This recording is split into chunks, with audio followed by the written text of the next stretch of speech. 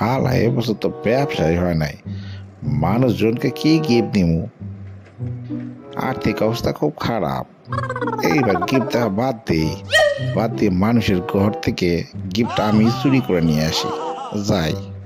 বাবা, আজকে তো ক্রিসমাস, আজকে তো সান্টা আসবে। একদম সানডে রাতে আসবে আর গিফট দিয়ে যাবে তোমাকে।